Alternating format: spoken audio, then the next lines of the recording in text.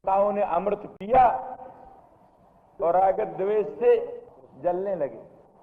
अमृत मिला देवताओं को, उसी के कारण देवासुर संग्राम शुरू हो गया। देवासुर संग्राम, देवताओं ने कहा ये अमृत हम लेंगे, असुरों ने कहा ये अमृत हम लेंगे। दोनों में संग्राम ठन गया। भगवान विष्णु भगवान ने मोहिनी रूप धारण करके असुरों के हाथ से वो अमृत का घड़ा ले लिया। फिर उन्होंने देवताओं को अमृत पिला दिया, असुरों को सुरा पिला दिया, और पीछे भेद खुलने पर फिर देवासुर संग्राम बड़ा भयंकर हुआ। तो देवताओं का अमृत तो कलह का बीज हुआ, विविध प्रकार के राग द्वेषादि संतापों का मूल कारण बन गया।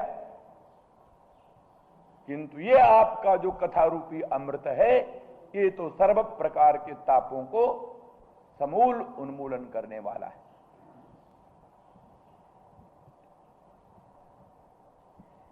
कलमसापहम, कलमस जो है, लिखते हैं श्रीधर स्वामी, काम कर्म निरसनम। कलमसापहम माने काम कर्म निरसनम, विविध प्रकार के काम और विविध प्रकार के शुभाशुभ कर्म सबको निरसन करने वाला है। अर्थात भगवत कथामृत पान करने से भगवत स्वरूप साक्षात्कार हो जाता है। भगवत स्वरूप साक्षात्कार होने से काम और कर्म दोनों का समूल उन्मूलन हो जाता है। ज्ञानाग्नि सर्व कर्माणि भस्मसात् कुरुते अर्जुन, और भिद्यते हृदय ग्रंथ छिद्यन्ते सर्व संशयाः। तो हृदय ग्रंथि काम रूपेण व्याख्याता, काम रूप ही हृदय ग्रंथि हैं। तो काम रूप हृदय ग्रंथि भी भगवत स्वरूप साक्षात्कार से ही नष्ट होती है, और कर्म रूपी बंधन भी ज्ञानाग्नि से नष्ट हो जाते हैं। तो भगवत कथा अमृत पान करते करते ज्ञान अपने आप ही हो जाता है। जैसे कि कहा है, तुष्टि पुष्टि क्षुध पायो अनुघासम। जैसे मधुर मनोहर पक्वान्न के भक्षण के समय में मानो प्रतिग्रास मालपूड़ा और मोहन भोग खाते जाएं, प्रतिग्रास में साथ ही तुष्टि, साथ ही पुष्टि, साथ ही क्षुधा की निवृत्ति। तुष्टि और पुष्टि और क्षुधा की निवृत्ति साथ साथ चलती है।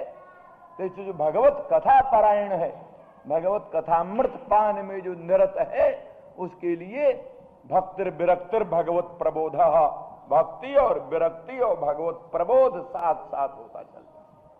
जैसे तुष्टि और पुष्टि और क्षुधा की निवृत्ति साथ साथ होती चलती है, तैसे भक्तिर विरक्तिर भगवत प्रबोधा, भगवान के चरणारविंद में भक्ति, संसार से परम विरक्ति और भगवत स्वरूप का प्रबोध साक्षात्कार, ये सब भगवत कथा पारायण व्यक्ति को अपने आप मिलता है। इस तरह से आपके कथामृत से कलमस का अपहनन हो जाता है, माने काम कर्म का निरसन हो जाता है। जो सनातन गोस्वामी आदि अर्थ करते हैं, कलमस माने संसार, संसार और संसार का मूल कारण पाप माने शुभाशुभ कर्म, शुभाशुभ कर्म और शुभाशुभ कर्म का फलभूत जो संसार, वो सब का अपहनन हो जाता है आपके कथामृत से। जो भगवान के मंगलमय कथामृत का निरंतर पान करते हैं, उनके लिए संसार और संसार का मूलभूत जो पुण्य पाप रूप कर्म सब का सब बाधित हो जाता है। एतावता कहा, अमृत जो है, अमृत में दो बात होती, तीन बात होती। एक तो अमृत पहले क्षुधा, तृषा, रोग, दोष आदिकों का अपनोदन करता। किसी को अमृत पीने को मिला तो उससे क्षुधा, तृषा, रोग, दोष आदिकों का अपनोदन होगा। अनर्थ निवारण, पीछे बल पुष्टि आदिकों का आधान, बल और पुष्टि आदिकों का आधान। और उसके बाद में वो अमृत स्वयं भी मधुर रसमय है, इसलिए अनर्थ निवारण का साधन, अभीष्ट प्राप्ति का साधन और स्वयं फल रूप, यानी साधन भी है फल रूप भी है। परम मधुर है इसलिए तो फल रूप है, और रोग दोष का निवारण करने वाला है, और बल पुष्टि आदिकों का आधान करने वाला है। अनर्थ निवारण अभीष्ट प्राप्ति इन दोनों का साधन है, और स्वयं परमामृत है, रस परम रसमय है, इसलिए स्वयं फल स्वरूप है। उसी तरह से भगवत कथामृत संसार और संसार का मूल पुण्य पापमय कर्म, इनका तो अपनोदन करने वाला है, अपनोदन करने वाला है, और साथ ही वो सर्वार्थ प्रापक भी। कभी भी सर्वार्थ प्रापकत्वेन ईडितम संस्तुतम, कभी भी मन व्यास वाल्मीकि आदि भी सर्व पुरुषार्थ प्रापकत्वेन ईडितम संस्तुतम। व्यास वाल्मीकि आदिकों ने सर्व पुरुषार्थ साधनत्वेन, सर्व पुरुषार्थ प्रापकत्वेन आपके कथामृत का संस्तवन किया। इसीलिए शृण्वन् राम कथा नादम कौन याति परांगतिम, राम कथा नाद का जो पान करते हैं वो कौन ऐसा व्यक्ति है जो परागति को नहीं प्राप्त हो जाए। इसी तरह से सब जगह व्यास आदिकों ने भी सर्व पुरुषार्थ साधकत्वेन, सर्व पुरुषार्थ प्रापकत्वेन भगवत कथामृत का संस्तवन किया। तो इसलिए कल्मशाप है, अर्थात संसार और संसार के मूलभूत अविद्या काम कर्म का समूल उन्मूलन करने वाला है, और सर्वार्थ साधकत्वेन महर्षियों द्वारा संस्तुत है। इसलिए इसके द्वारा पुत्रार्थी लभते पुत्रम, धनार्थी लभते धनम। पुत्रार्थी को भगवत कथा सुनते सुनते पुत्र मिल जाता है, धनार्थी को भगवत कथा सुनते सुनते धन मिल जाता है, स्वर्गार्थी को स्वर्ग मिल जाता है, और विभिन्न प्रकार के जो अभीष्ट पुरुषार्थ हैं सब अभीष्ट पुरुषार्थ भगवत कथा अमृत पान करते करते अपने आप मिल जाते। इसलिए परम पुरुषार्थ साधकत्वेन महर्षियों द्वारा ये संस्तुत है भगवत कथामृत। तव कथामृतम तप्त जीवनम कविभिरीडितम कल्मषापहम। श्रवण मंगलम श्रीमदाततम। और अब देखिए वो अमृत जो है लौकिक अमृत, लौकिक अमृत को कभी लोग संस्तुत नहीं करते, वो तो तुच्छ कहते, देवताओं का अमृत तुच्छ। को कथा को सुधा लोगे को काचक को मणिर महान। कहते हैं जिस समय परीक्षित को भगवान सुखदेव जी श्रीमद् भागवत कथामृत पान करा रहे थे, भागवत कथामृत पान कराने को प्रस्तुत हुए तो देवता आए वहां से इंद्रलोक से अमृत का घड़ा लेकर के। कहा लो अमृत घड़ा ले लो, राजा को पिला दो। तो ये राजा को, परीक्षित राजा को ये अमृत पिला दो और कथा हमको प्रदान कर दो, कथा अमृत हमको प्रदान कर दो, ये अमृत घट ले लो, राजा को पिला दो, राजा जी जाएगा। तो कहते हैं भगवान बादरायणी हंस पड़े, जहाज हंस पड़े। क्या सोचकर? कहा को कथा को सुधा लोगी। कहां कथा और कहां सुधा? दो को शब्द महदंतरम सूचयता। दो को शब्द महान अंतर को सूचन कर दे, बड़ा भेद। क्वाहम मंदमति और क्वहा, ये ऐसे ऐसे अर्थों में क्व शब्द, दो को शब्द महद अंतरम सूचयता। तो को कथा को सुधा लोके, कहां कथा और कहां सुधा। अरे को काचा को मणिर्महा, कहां कांच और कहां मणि। कांच और मणि का कोई मेल है? बराबरी है। तो देवताओं की सुधा का और भगवत कथा सुधा का कोई मेल है? कोई मेल नहीं। इसीलिए सदा सर्वदा कवियों ने देवताओं की सुधा को तुच्छ ही बतलाया है, उसका कोई आदर नहीं किया। लेकिन भगवत कथा अमृत का इन लोगों ने संस्तमन किया। इसीलिए ये सुधा कलमस का अपहनन भी नहीं करती। संसार और संसार के मूलभूत अविद्या काम कर्म का अपनोदन भी कहां करती है देवताओं की सुधा। इसलिए देवताओं की सुधा को देवता पान करते रहते हैं तो भी अविद्या काम कर्म में फंसे रहते हैं, संसार में फंसे रहते हैं। उनके ऊपर बारंबार कहीं रावण का हमला, कहीं वृत्रासुर का हमला, कहीं और दुनिया भर का हमला होता रहता है। इसलिए सहन्ते ही कर्म मात्रोपसादिताम दुख बन्य कणिकाम सुधा महा हृदा वगाहिना कुशला अपि।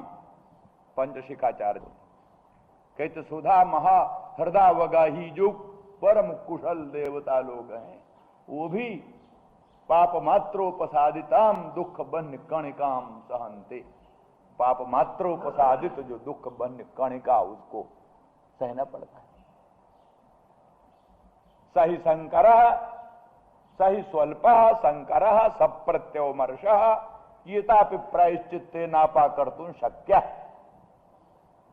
वो जो हिंसादि जनित प्रत्यवाय है पाप स्वल्प है, पुण्य अग्निहोत्रादि जन्य बड़ा, और अग्निशोमी आदि पशुआलंबन जन्य जो प्रत्यवाय है पाप है वो स्वल्प। अशंकर माने अकेले नहीं भोगना पड़ता, सुख के साथ भोगना पड़ता। अकेले किसी को मिर्चा खाना पड़े तो बहुत कठिन हो जाए, लेकिन मालपूड़ा के साथ मिर्चा खाना पड़े, मोहन भोग के साथ मिर्चा खाना पड़े तो थोड़ा वो चरपराहट उसमें स्वाद ही दे जाता है। तो ऐसे अगर अकेले ही हिंसादि जनित पापों के फल रूप दुख को भोगना पड़े तो जरा बहुत कठिन पड़ जाए। लेकिन दिव्य कर्मों से जनित जो ऐन्द्र पद का सुख, उस ऐन्द्र पद के सुख को भोगते हुए जो बीच में थोड़ा सा रावण के उपद्रव, कंस के उपद्रवों को सुन लेना पड़ता है, आ जाता है। फिर कहते हैं प्रायश्चित्ते नापा कर्तुं शक्य, उत्तम प्रायश्चित्त कोई कर लो तो हिंसादि पाप जनित प्रत्यवाय का निराकरण भी हो जाता है। और अगर निराकरण ना हुआ तो फिर सब प्रत्योमर्श सहना ही पड़ता है। तो आया कि प्रसंगानुसार देवताओं को भी सुधा का पान करने वालों को भी, नंदन वन का उपभोग करने वालों को भी, कामधेनु कल्प वृक्ष का महत्व अनुभव करने वालों को भी संसार और संसार का मूल अविद्या काम कर्म नहीं मिटता, बने रहता। इसलिए इतर अमृत से कथामृत कहीं उत्कृष्ट। तव कथैव अमृतम तव कथा अमृतम तप्त जीवनम कवि भी रीडितम कल्मषापहम श्रीमत सुशांतम।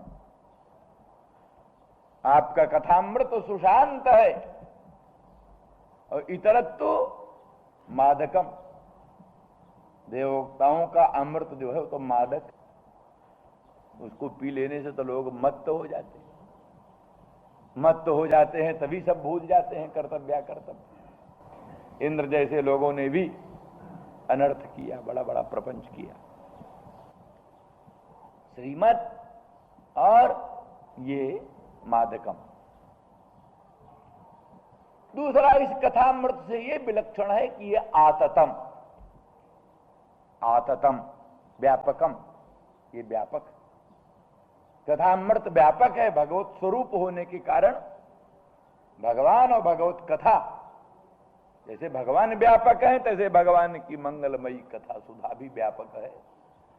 और वो देवताओं का अमृत तो परिच्छिन्न है, परिच्छिन्न है तभी झगड़ा हुआ, थोड़ी थी ना। असुर पी लेंगे तो फिर हम क्या पिएंगे, असुरों को डर रहा देवता पी लेंगे तो फिर हम क्या पिएंगे, परिच्छिन्न में झगड़ा होता है। भगवत कथामृत में क्या झगड़ा, आओ तुम भी सुनो, वो भी सुने, वो भी सुने, ये थोड़ा ना कि ये सुन लेंगे तो हम क्या सुनेंगे, तुम भी सुनो, वो भी सुने, सब सुने। इसलिए भगवत कथामृत व्यापक, आततम व्यापकम, श्रीमत और आततम।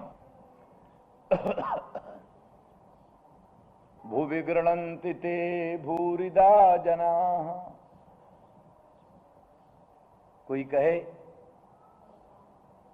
हाँ श्रवण मंगलम, श्रवण मंगलम, सुनने से ही मंगल होता है।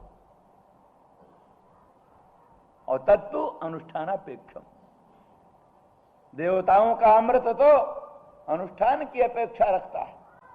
विधि पूर्वक देवताओं के अमृत को पियो तब कुछ होगा। और उसकी उत्पत्ति में भी अग्निहोत्र आदि कर्म कलापों का अनुष्ठान करना पड़ेगा। अग्निहोत्र, दर्श, पूर्णमास, चातुर्मास, ज्योतिष्ठोम आदि कर्म कलाप करो तब वो अमृत मिले। प्राप्ति में कर्मानुष्ठान और प्राप्त हो जाने पर भी अमृत का पान अनुष्ठान करना होगा। पर ये तो श्रवणे नहीं वो मंगलम, सुनने से ही मंगल, सुन लिया इसी से मंगल। कहते साहब कामक क्रोधादि बने रहेंगे तो सुनने से क्या होगा, कथा से, बेकार की बात। कामक क्रोधादि दोषों से भरा हुआ कोई प्राणी है और भगवान की कथा भी सुनता है, वो केवल दम्भी है, कुछ फायदा वायदा उससे नहीं होगा, ऐसा लोग कहते हैं। पर ऐसी बात नहीं, श्रवण ही मंगल है। भगवान के कथामृत का श्रवण, ये श्रवण से ही सब प्रकार के काम क्रोधादि दोष भी दूर होंगे। जो कथामृत श्रद्धा भक्ति पूर्वक पान करेगा जरूर उस पर असर पड़ेगा, दुर्गुण निकलेंगे, काम क्रोधादि निकलेंगे, खत्म होंगे। भगवत कथामृत प्राप्ति में भी जो बड़े बड़े अंतराय होते हैं, विघ्न आदि होते हैं, उन विघ्नों का भी निवारण भगवत कथामृत से होता। जो भगवत कथामृत का पान करने लगा, भगवत कथामृत का अनुरागी हो गया, फिर जो अंतराय हैं, विघ्न हैं भगवत कथामृत प्राप्ति में, वो विघ्न भी इसी से दूर हो जाते। इसीलिए तो साधन स्वरूप भी है और फल स्वरूप भी है। भगवत कथामृत परम फल है और विविध प्रकार के पुरुषार्थों का साधक भी है। देखा, श्रुतम हरति पापानि तथा आरोग्यम प्रयच्छति। दुर्गा सप्तशती में भी अनंत कोटि ब्रह्मांड जननी भगवती का जो मंगलमय परम पवित्र चरित्र है, वो कहते श्रुतम हरति पापानि, सुन लो उसको तो पाप खत्म होता। सुनने से ही आरोग्यम प्रयच्छति, विविध प्रकार का आरोग्य मिल जाता है। इसीलिए ही नहीं कि बड़ा जानो, अनुष्ठान करो, कुछ नहीं। भगवती के मंगलमय परम पवित्र चरित्र को सुन लो, सुनने से ही आरोग्य मिलेगा, सर्व प्रकार के रोगों की निवृत्ति होगी, तापों पापों की निवृत्ति होगी और सर्व प्रकार का कल्याण संपन्न हो जाएगा। इसलिए सुनना बेकार है ऐसी बात नहीं। हाँ, ये अवश्य है, ये अवश्य है कि श्रवण के कुछ विशिष्ट अधिकार भी हैं। कई बार सुनते हैं जो तो बढ़िया स्वाद नहीं आता या मन एकाग्र नहीं होता, तो उसमें यही है कि निद्रा आदि बाधा डालने लगती हैं, कथा सुनने बैठे नींद आने लग गई, घर द्वार याद आने लग गया, व्यापार याद आने लग गया, या जूते ही कोई उठा न ले जाए, भाई जरा जूते को संभाल, वही याद आ गया। ऐसी ऐसी बहुत सी चीजें हैं तो मन को ठीक एकाग्र नहीं होने देती, और एकाग्र होए बिना तो कहां की कहां बात चली जाती। जरा सा मन इस तरफ उस तरफ गया, कथा कहां की कहां पहुंची। हाँ भाई, क्या क्या बात हुई थी, क्या बात, तुम कहां थे भाई? यहीं तो बैठे थे, कहां गए? बोले अन्यत्र मना अभुवम ना हम दर्शम, भाई मन हमारा और जगह था। ये गड़बड़ी हो जाती है, इसलिए उन्होंने बतलाया तावत कर्माण कुर्बी तो न निर्विद्येत जावता मत कथा श्रवणादौ बा श्रद्धा जावन न जाए थे। तब तक कर्मकांड खूब श्रद्धा भक्ति से करना चाहिए, जब तक पूर्ण वैराग्य न हो जाए, लोक ईषणा पुत्र ईषणा वित्त ईषणा से पूर्ण निर्मुक्ति न हो जाए, वैराग्य न हो जाए, तब तक भगवत कथा सुनते हैं।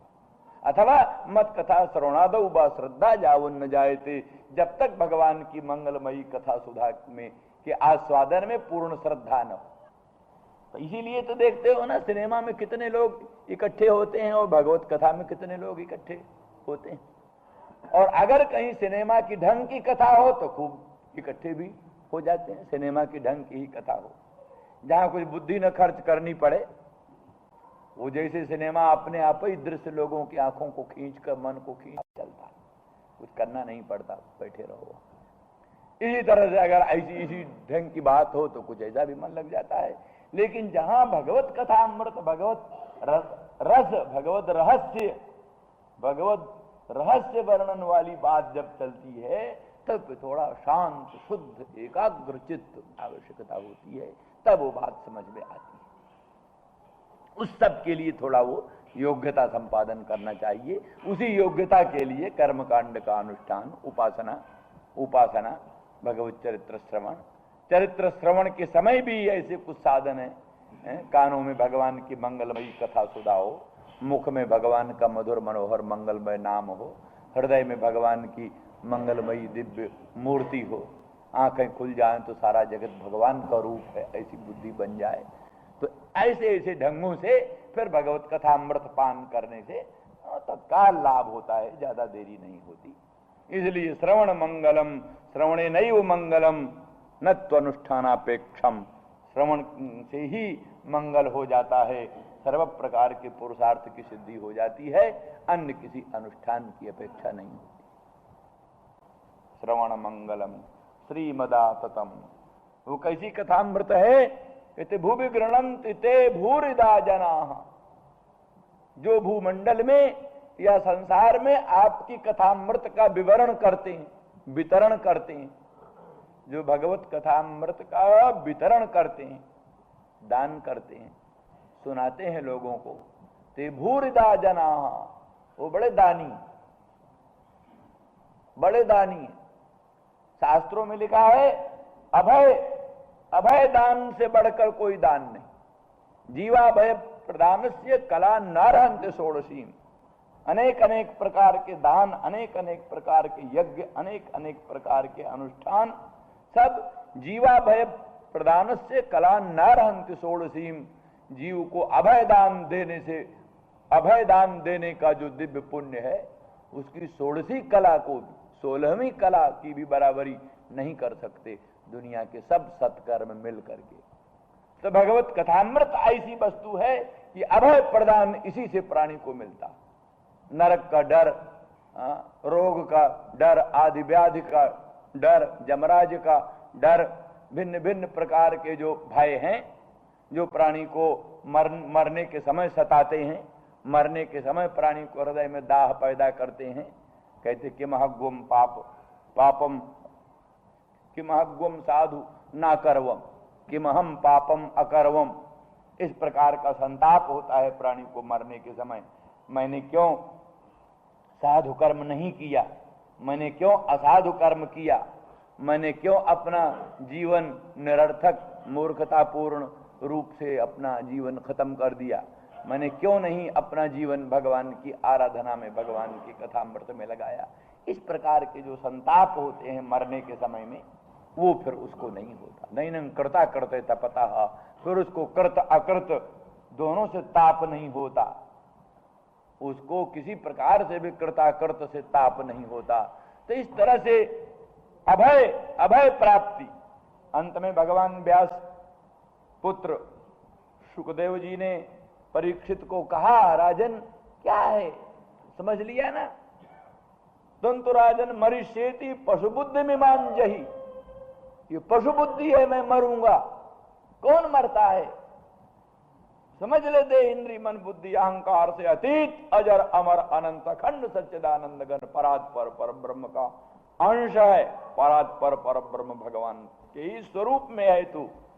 इसलिए तुंतु राजन मरिष्येति पशु बुद्धि में मान जाई, मरूंगा ये तो पशु बुद्धि, अज्ञानी की बुद्धि, पशु बुद्धि। इस पशु बुद्धि को छोड़ फिर उसी प्रकार का अनुभव किया परीक्षित ने, अहम ब्रह्म परम धामो ब्रह्म अहम परमम पदम।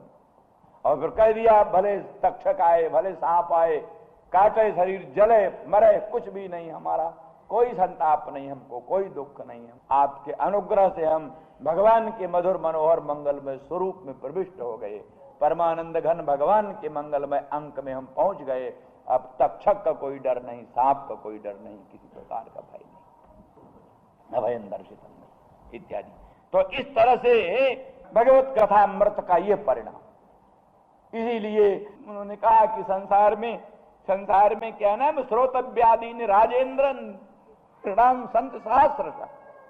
कितना श्रोतव्य है, कितना मंतव्य है, कितना निधिध्यास्तव्य है, इसका कुछ पारावार नहीं। संसार में क्या क्या सुने, क्या क्या मनन करें, क्या क्या ध्यान करें, इसका कुछ अंत नहीं। इसलिए तस्मात् भारत सर्वात्मा भगवान हरि ईश्वर श्रोतव्य कीर्तितव्य स्मर्तव्यश्चिच्छता भयम। एकमात्र भगवान का ही सर्वतोभावेन संकीर्तन करो, उन्हीं का मनन करो, उन्हीं का श्रवण करो, उन्हीं का विचार करो, यही जीवन का सार है। और तब जीवन का व्यर्थ अपव्यय करना इधर उधर। तो ये सब बातें भगवत कथामृत में है। इसलिए जीव को अभय दान देने का जो दिव्य पुण्य है, उस पुण्य की 16वीं कला की बराबरी कोई भी सत्कर्म संसार के नहीं कर सकते। इसलिए कहा भूवि गृह्णन्ति ते, जो आपके कथामृत को गान करते हैं और लोगों में वितरण करते हैं, वो भूरि दाता रहा, वो बड़े दाता हैं, सर्वदाता हैं, सर्वस्व के देने वाले हैं। तो इसलिए गोपांगना कहती हैं, वही भूरिद लोगों ने, भूरि दाताओं ने, वही आपका कथामृत सुना सुना करके हमको जिला रखा है श्याम सुंदर मदन मोहन। ये नहीं कि आपके चरणों में प्रेम नहीं है, हम आपके अवश्य मंगलमय मुखचंद्र के अधरामृत की अधिकारिणी हैं। इसलिए कृपा करके वो महौषध दे करके हमारी मोह मूर्छा का अपनयन करें, इत्यादि इत्यादि प्रार्थना है। श्री राम जय राम, जय जय राम, श्री राम जय राम, जय जय राम, श्री राम जय राम, जय जय राम, श्री राम जय राम, जय जय राम, श्री राम जय राम, जय जय राम, श्री राम जय राम, जय जय राम, श्री राम जय राम, जय जय राम, श्री राम जय राम, जय जय राम। धर्म की अधर्म का प्राणियों में विश्व का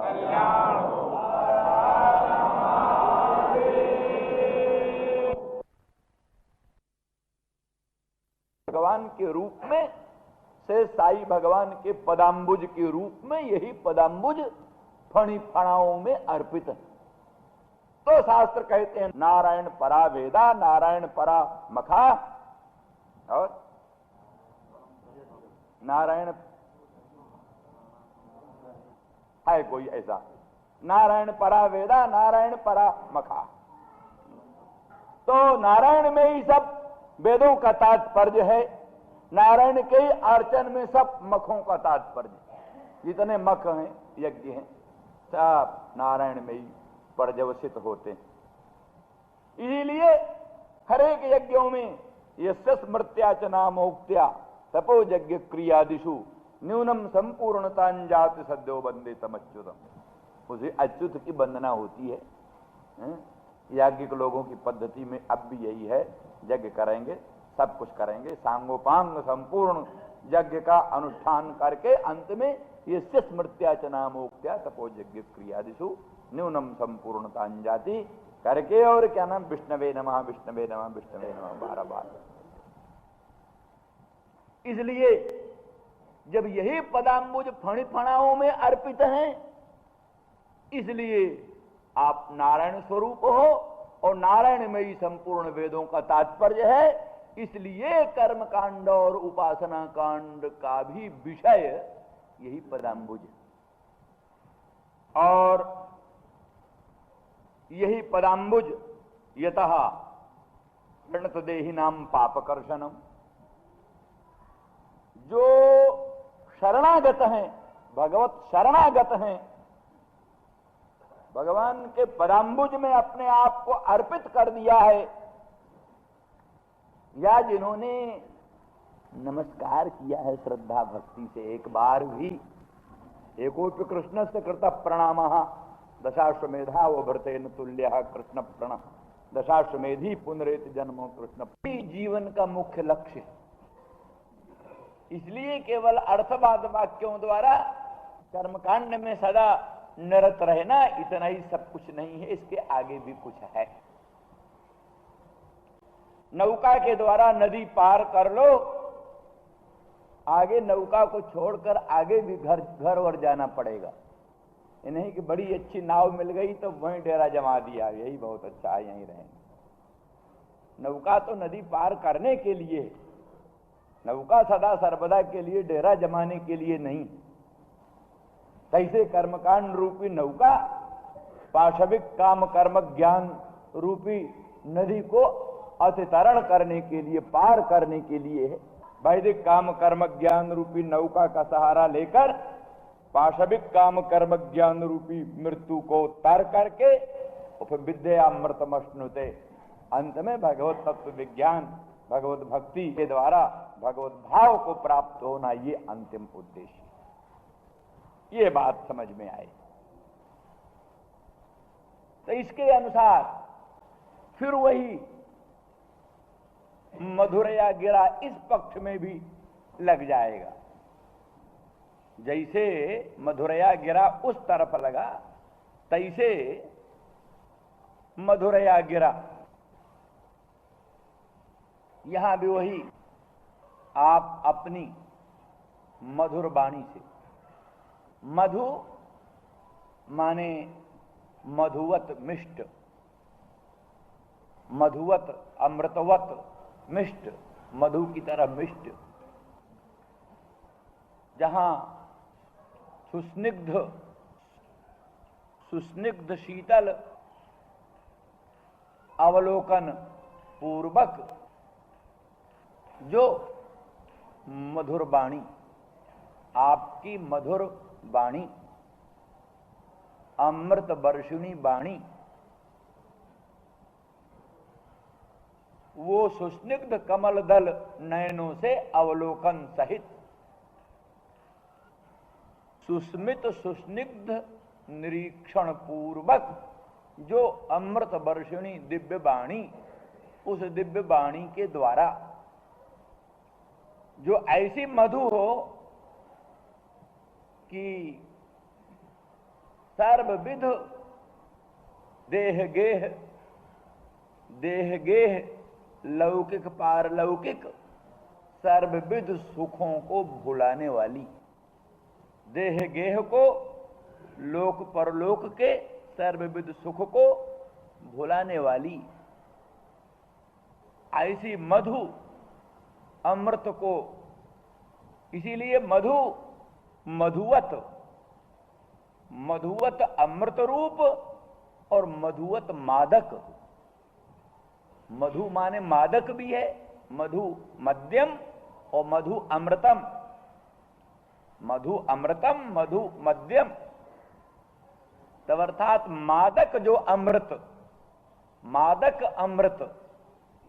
कैसा मादकत्व है कि माने बस देह गेह को भुलाने वाली, लौकिक पारलौकिक सर्वविध सुखों को भुला देने वाली। इतर राग विस्मारण नृणाम,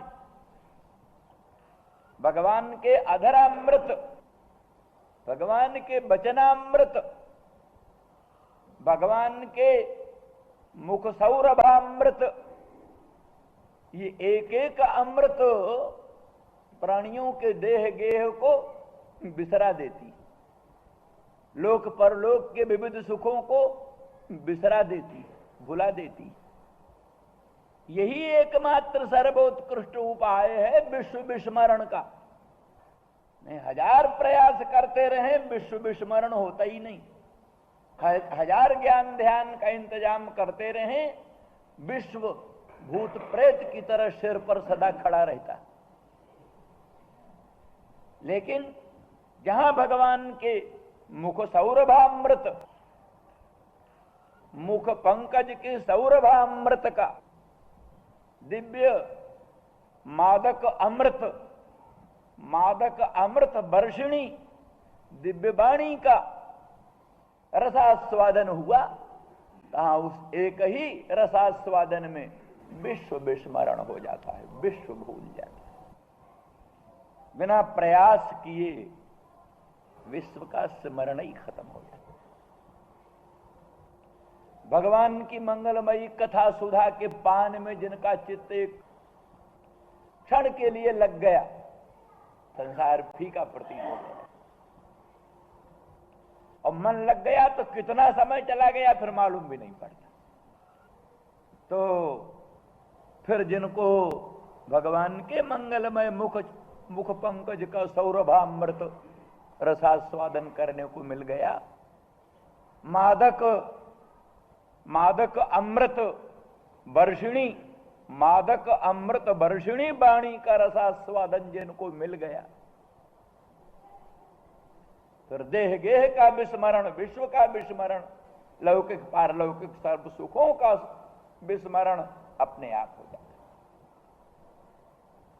मधुरया गिरा बलगु वाक्यया बलगूनी मनोहराणी वाक्यानी यस्याम।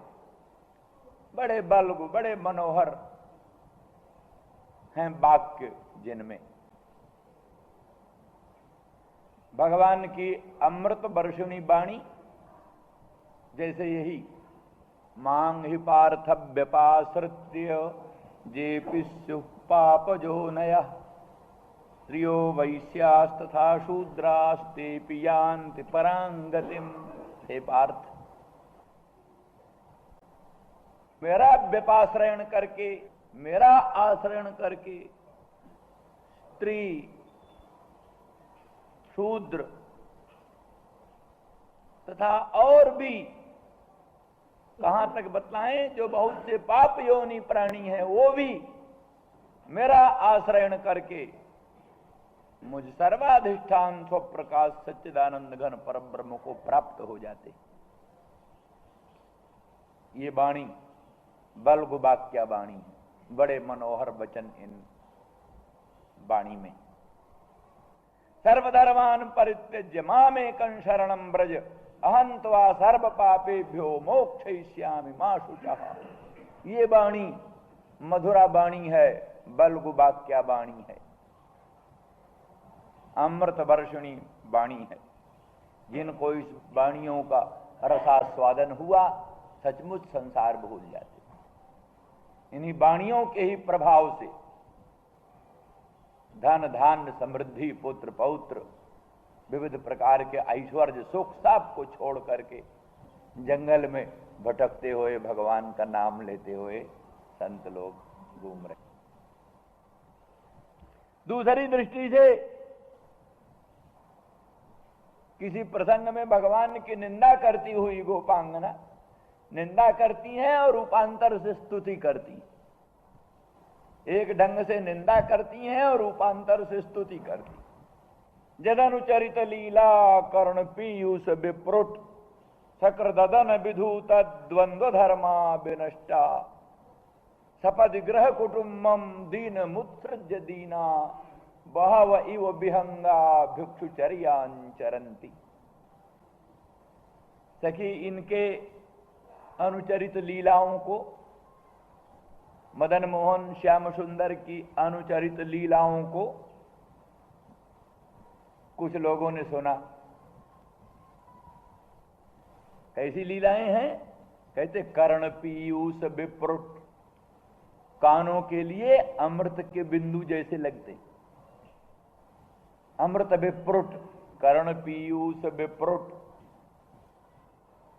भगवान की मंगलमयी अनुचरित लीलाएं कानों के लिए अमृत। उनके कुछ विप्रुटों को, कुछ बिंदुओं को जिन्होंने पी लिया, क्या हुआ? शक्र ददन विधूत। एक बार भी इनके अनुचरित लीला पीयूष विप्रुट को जिन्होंने एक बार भी किसी तरह से पी लिया,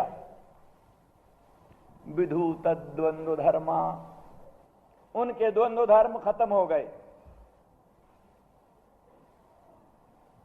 माने उनका स्त्री पुरुष का जोड़ा टूट गया।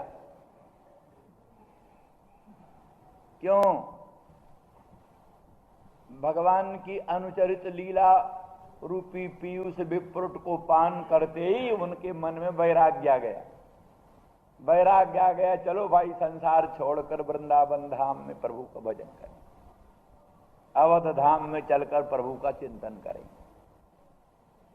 तो लिखा है विधूत द्वंद्व धर्मा, विधूतम प्रकंपितम। क्या नाम है? विधूता प्रकंपिता द्वंद्व धर्म गार्हस्थ धर्म ये शाम। गार्हस्थ धर्म कांप उठता। इनके अनुचरित लीला कर्ण पीयूष विप्रुट को एक बार भी पान करते ही गृहस्थ धर्म कांप उठता। अरे बाबा, अब गए, खत्म हो। और दूसरे रूप में द्वंद्व धर्म, जितना द्वंद्व धर्म है, जरा मरण, क्षुधा पिपासा, आदि व्याधि, ये जो द्वंद्व धर्म है ये खत्म हो जाते हैं। भगवान के मंगलमय परम पवित्र चरित्रामृत का एक बिंदु भी जिन्होंने रसास्वादन किया, उनके जरा मरण, आदि व्याधि, शोक संताप, हर्ष अमर्ष, सब द्वंद्व धर्म खत्म हो जाते। शक्र ददन विधूत द्वंद्व धर्मा विनष्टा, संसार की दृष्टि से विनष्ट हो जाते। क्या हो, फलाने का लड़का का हालचाल है? कहा वो नष्ट हो गया। माने क्या नष्ट हुआ? अरे साधु संत हो गया भाई। फलाने के लड़के क्या है तो नष्ट हो गया। क्या हो गया? अरे साधु संत हो गया, बाबा जी हो गए। इसलिए कहा विनष्टा, विनष्ट हो गया।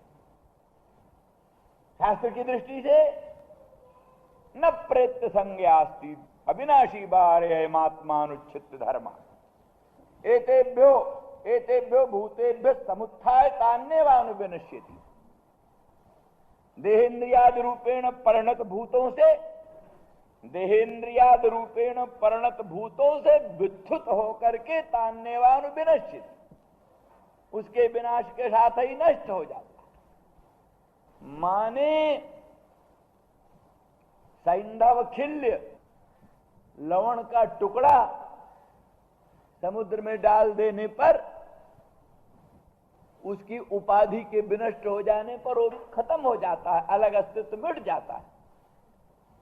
ऐसे तत्व साक्षात्कार से देहेन्द्रियादि रूपेण परिणत भूतों से तादात्म्याभिमान मिट जाने पर काल्पनिक जीव भाव खत्म हो जाता है सदा के लिए। इसलिए विनष्टा, इस अंश में कहा विनष्टा। शक्र ददन विधूत द्वंद्व धर्मा विनष्टा सपदि ग्रह कुटुंबम दीन मुत्सृज्य दीना। क्या होता है? कहते हैं दीन ग्रह कुटुंब को छोड़कर ग्रह को, कुटुंब को, दीन को रोते हुए, बिलबिलाते हुए। माता पित्रोरुदितो सतो प्रभुजित पुत्र, माता पिता रो रहे हैं, बिलबिला रहे हैं, पुत्र हो गया परब्रजी, हो गया सन्यासी पुत्र, माता पिता रोते रह गए। तो सपदि ग्रह कुटुंबम दीन ग्रह कुटुंब को छोड़ करके स्वयं दीना, खाने का इंतजाम नहीं, पीने का इंतजाम नहीं, पहनने का इंतजाम नहीं, रहने का इंतजाम नहीं, स्वयं दीना। बहवै वो विहंगा भिक्षुचर्यांचरंती, विहंगों की तरह पक्षी कहां बैठता है, आज इस पेड़ पर, कुछ कल उस पेड़ पर, परसों उस पेड़ पर। विहंग का जैसा कोई आधार नहीं, जैसे विहंग की तरह इधर उधर भटकते हुए जीवन यात्रा के लिए भिक्षुचर्यांचरंती, भीख मांगते। भोजन का समय हुआ, लेकर दंड पहुंचे नारायण, हेलो भाई दो भिक्षा कुछ डालो, बाबा जी आए। ये दशा होती। भिक्षुचर्यांचरंती, विश्लेषण प्रशंसा भी करती हैं। विहंगा हंसाय, हंस जैसे होता है, क्षीर नीर का विवेचन करने वाला हंस जैसे होता है, वैसे आत्मा अनात्मा का, हे उपादेय का विश्लेषण करने वाला, अर्थात भगवान के मंगलमय परम पवित्र चरित्रामृत का एक बिंदु भी पान करने वाला भगवत भक्त जोगींद्र मुनीन्द्र शीघ्र ही दीन ग्रह कुटुंब को छोड़कर, विरक्त होकर अरण्य में जाकर दीनवत लोगों को प्रतीत होता हुआ भी वस्तुतः हंस की तरह क्षीर निर्विवेकी होता हुआ, आत्मा अनात्मा का विवेकी होता हुआ, हे उपादेय का विश्लेषण करता हुआ, और भिक्षुचर्या माने भिक्षुचर्या उपलक्षित संन्यास आश्रम को धारण कर लेते हैं। ये गोपांगना करती। तो इस दृष्टि से ये भगवान की मधुर वाणी का चमत्कार, सर्वधर्मान परित्यज्य मामेकं शरणं ब्रज, जहां भगवान की वाणी को सुना पूरा विश्वास। अरे प्रभु ऐसा कहते हैं, अनंत ब्रह्मांड नायक प्रभु सर्वेश्वर सर्वशक्तिमान आश्वासन देते हैं, मेरी शरण आओ तो तुम्हें 7 प्रकार के पापों से विमुक्त कर देंगे, मत शोक करो, मत चिंता करो, निर्भय पद प्रदान करेंगे। भगवान की ऐसी अमूल्य वाणी को, बहुमूल्य वाणी को, बल्गु वाक्या वाणी को, बुध मनोज्ञा वाणी को सुन करके हृदय में परम आह्लाद हो। इसीलिए संसार से विमुक्त होकर, देहादि अनुसंधान रहित होकर, बल्गु वाणी के, बल्गु वाक्या वाणी के प्रभाव से देह गेहादि अनुसंधान से शून्य होकर निरंतर भगवत परायण, भगवत अनुसंधान होते हुए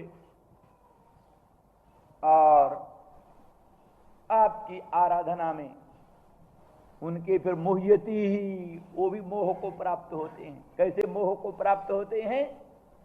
माने आपका जो पुष्कर एक क्षण, आपका जो मनोरम मुख कमल है, मुख कमल में जो अधर रूपी दल है, मुख कमल में अधर रूपी दल में जो सीधु है, अधर सीधु है, अधर सीधु है, उसी के लोभ में मोह को प्राप्त हो जाते हैं।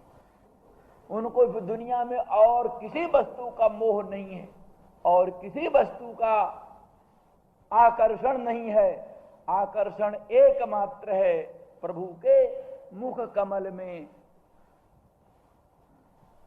अधर रूपी दल में जो वो सीधु है, मादक मधु है, वही मिले, वही मिले, उसी मात्र की एक आकांक्षा रह जाती है। सब आकांक्षाएं खत्म हो जाती, दुनिया भर की सब आकांक्षाएं खत्म हो जाती हैं। एक ही आकांक्षा, भगवान के अधर सीधु की आकांक्षा। अधरम धर्तुम अशक्यम जत सीधु तत् अधर सीधु, धर्तुम अशक्यम जत सीधु तत् अधर सीधु। माने अपरिमित अधरामृत मिले।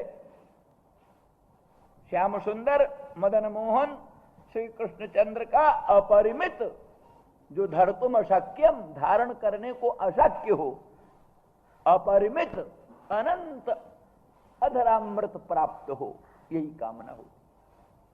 अथवा अधरम अवरम निकृष्टम सीधु अपि यस्मात् तत् अधर सीधु। अधरम माने अपकृष्टम, अवरम अधर है, अवर है, अपकृष्ट है, सीधु मादक मधु, जिससे मादक मधु भी जिसकी अपेक्षा अवर ठहरता है, निकृष्ट ठहरता है, ऐसा अधर सीधु। वो भगवान के मंगलमय मुखचंद्र का अधरामृत जिसकी अपेक्षा मादक मधु